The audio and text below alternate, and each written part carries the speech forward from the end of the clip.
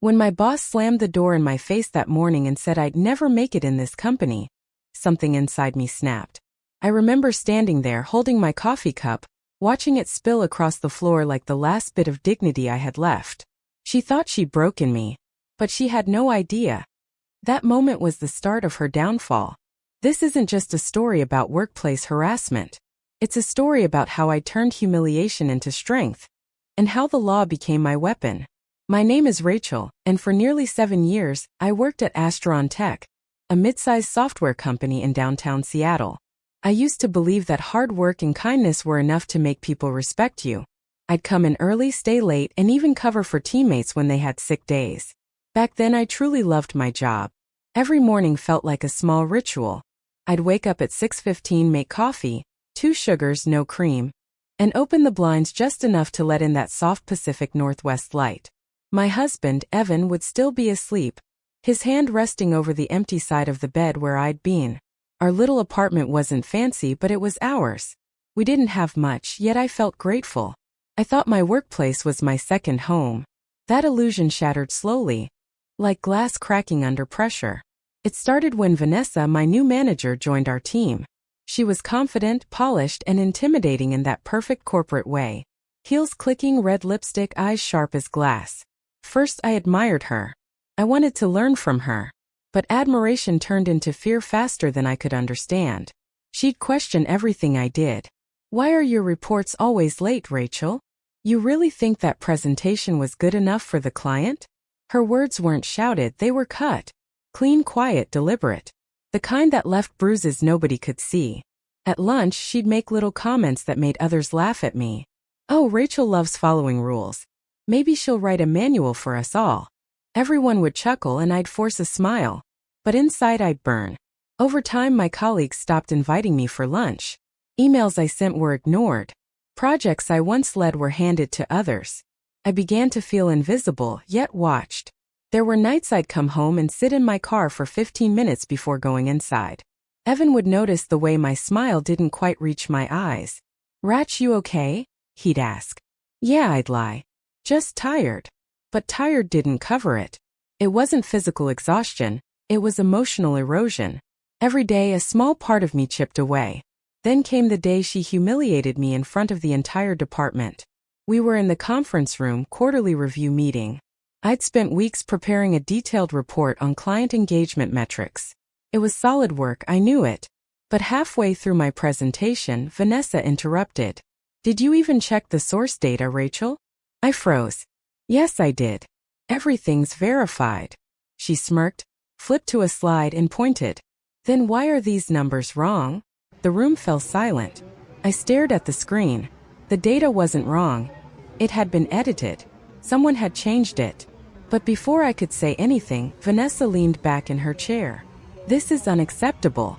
You're representing this team, and you've just embarrassed all of us." Her voice echoed. I felt every eye on me. No one spoke. Not even Mark, who had helped me collect the data. That night, I cried harder than I had in years. The kind of cry that leaves your chest aching. Evan tried to comfort me, but I couldn't find words. I felt small, powerless. But something changed inside me after that night. I realized silence was the very thing that gave her power. And I was done being silent. From that moment I began documenting everything, every email, every comment, every meeting. I didn't know it yet, but I was slowly building a case, not just against Vanessa but against the system that protected her.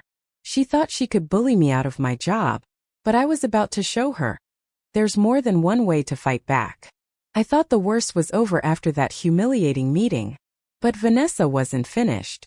The following week, she reassigned me to the least desirable projects, endless documentation work no one wanted. She called it rebuilding trust. I called it punishment.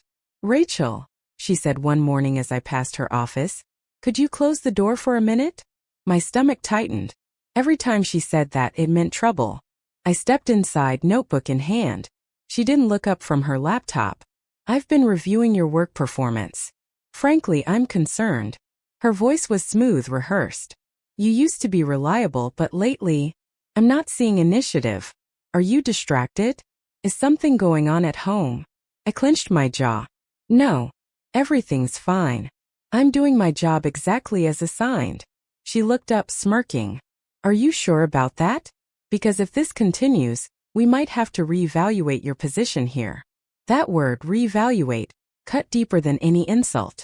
It meant she wanted me gone. When I left her office, my hands were trembling.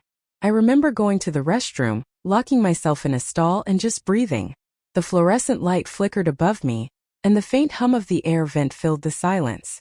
I could feel tears pressing behind my eyes, but I refused to let them fall. She wanted to break me in private and humiliate me in public. I couldn't give her both. From that day, things escalated. Emails I sent disappeared. Meeting invitations were accidentally left out. Reports I submitted were somehow lost in her inbox. It wasn't just incompetence, it was sabotage. And the worst part? HR didn't care. When I finally gathered the courage to talk to Martin, the HR manager, he smiled politely but coldly. Rachel, I'm sorry you're feeling this way. But unless you have evidence of misconduct, there's not much we can do. Evidence. That word would haunt me for weeks. Every night, I'd lie awake beside Evan, staring at the ceiling, replaying the day. Her tone. Her words. Her smirk. I began recording every small thing, dates, times, witnesses. I saved emails, screenshots, even notes from meetings. I didn't know exactly what I was building, but I knew I needed proof, something undeniable. Still, the stress began to eat away at me. I started getting migraines. My appetite vanished. My once steady hands would shake when typing. Evan noticed. You're changing, Rach, he said one night, his voice quiet. You used to laugh all the time. Now you barely look at me. I looked down, unable to answer. She's ruining your life. You can't let her win. He was right. But at that moment, it didn't feel like I was fighting a person. It felt like I was drowning in a system built to protect her. Then something happened that crossed the line completely. It was a Friday afternoon. I was walking back from lunch when I overheard Vanessa talking to two senior managers near the break room. They didn't notice me behind the half-open door. Rachel, she said, laughing softly. She's unstable. I'm just worried she might make the company look bad. If it were up to me, I'd let her go before she files something. The words hit me like ice water. Before she files something. She already suspected I might take legal action. I froze. My heart pounded so hard I thought they could hear it. That night I couldn't sleep. I sat on the living room couch, laptop open, researching late into the night. Workplace harassment lawsuit. How to file complaint with the OC. Documenting evidence for workplace abuse. I read stories from women who had gone through the same thing. Humiliated, disbelieved, gaslight. Until one day they decided enough was enough. That night changed everything. The next morning I walked into work calm, almost unnervingly so. Vanessa gave me her usual fake smile. Morning, Rachel. Ready to redeem yourself today? I smiled back just slightly. Actually, yes. I think I am. She didn't realize it then, but I had already begun my plan. Every cruel word, every manipulative meeting, every coincidental exclusion, it would all become evidence. And for the first time in months, I felt something unfamiliar. Not fear. Not shame. But control. If she wanted a war, she just declared it, and I was done playing defense. The weeks that followed were a blur of fear and fatigue. I woke up every morning with a knot in my stomach, wondering what new humiliation awaited me. Work, once a place of purpose, had become a battlefield I crossed in silence. Vanessa's tactics grew more personal. She began calling me out in meetings over the smallest mistakes, typos, formatting issues, things she'd never cared about before. Rachel, you've been here long enough to know better, she'd say with that poisonous smile.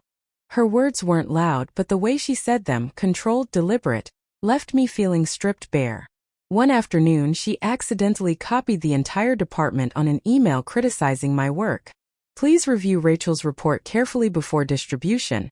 It contains multiple errors and lacks the analytical depth we expect. The email was cold, clinical, and completely false. When I saw it, my hands went numb. I remember staring at the screen for what felt like forever, the hum of my computer fan filling the silence. Then quietly I closed my laptop.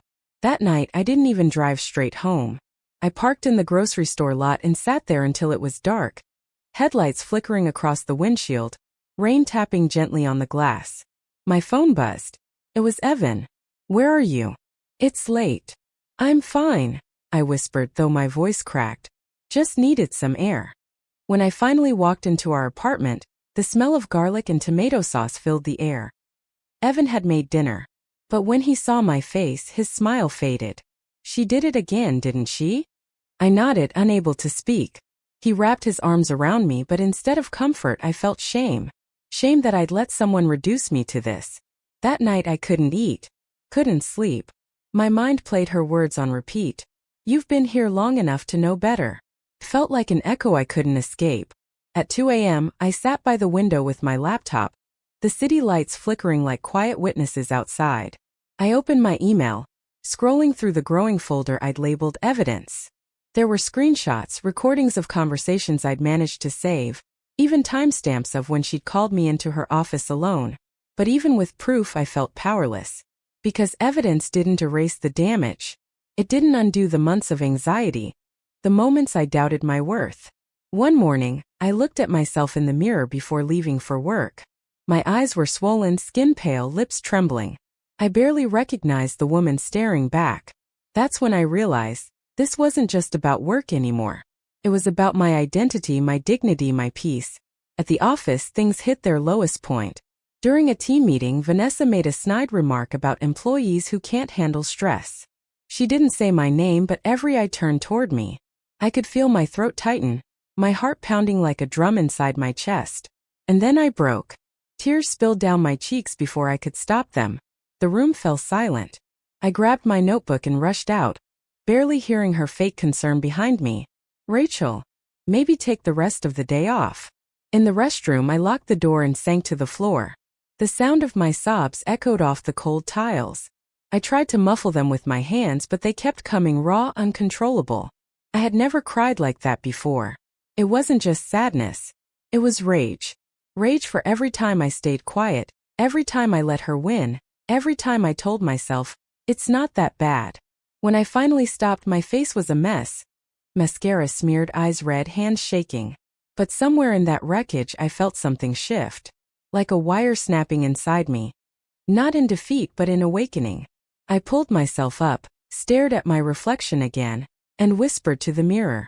She doesn't get to do this anymore. That afternoon, I walked out of the office early. I didn't care who saw me. I went straight home, opened my laptop and searched. Top employment lawyers in Seattle. I didn't know exactly what would happen next, but I knew one thing for certain. I wasn't going to let her destroy another day of my life. Sometimes rock bottom isn't the end. It's the foundation you need to rise. And I was ready to rise, one document, one email, one truth at a time. The day after my breakdown, I woke up with a strange calm inside me. The kind that comes right before a storm. I looked at myself in the mirror, eyes swollen but my voice steady. No more tears, I whispered. Now it's my turn. That morning, instead of heading straight to my desk, I drove to a quiet cafe near the courthouse. I ordered a black coffee, no sugar, and opened my laptop. My fingers trembled as I typed, how to file a workplace harassment lawsuit. For hours I read stories, women like me, bullied, humiliated, silenced, who had finally stood up. And one phrase kept echoing in my mind. The law protects you, if you're brave enough to use it. That's when my plan began to take shape. I gathered every piece of evidence I could find. The emails where my boss insulted my work. The text messages filled with suggestions that crossed every professional boundary. The meeting recordings I secretly saved when he shouted at me in front of everyone. Each file felt like a piece of my power coming back. At night, after tucking my daughter into bed, I'd sit at the kitchen table with my laptop, sorting through folders, labeling each one carefully. Proof 1. Proof 2. Proof 3. The smell of chamomile tea mixed with the sound of rain outside. It became my new ritual. My secret mission. A week later, I made an appointment with a workplace harassment attorney. Her name was Julia, calm, sharp-eyed, and surprisingly warm. She listened quietly as I told my story.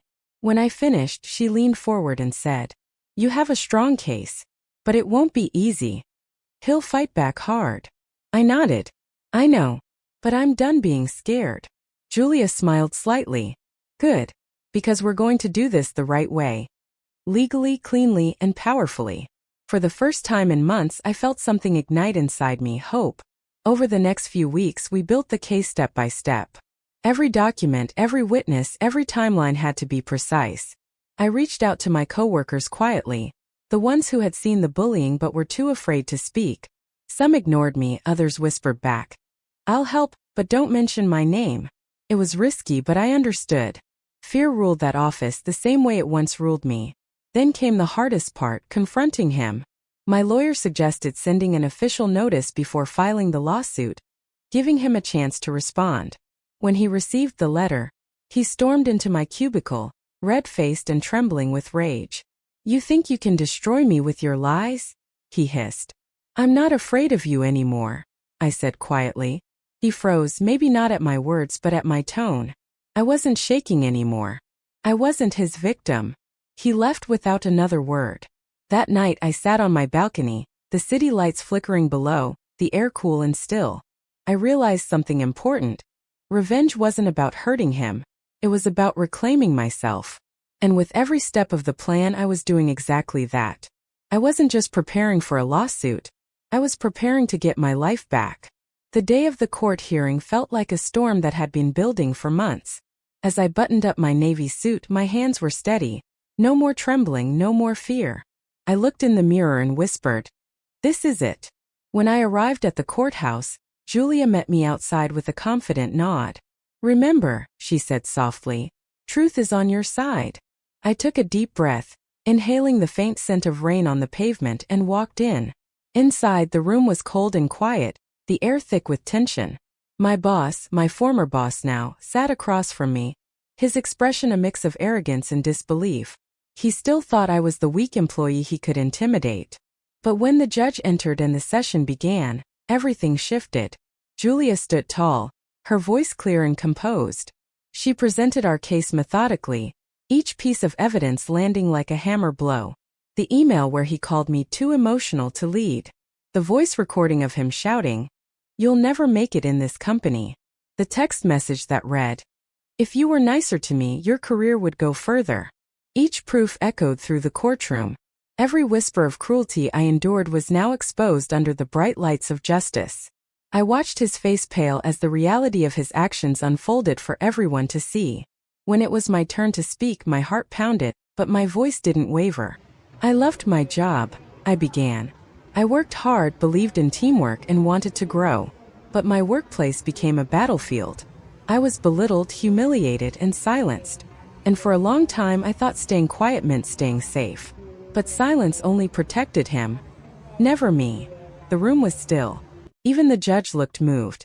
"I'm not here for revenge," I continued.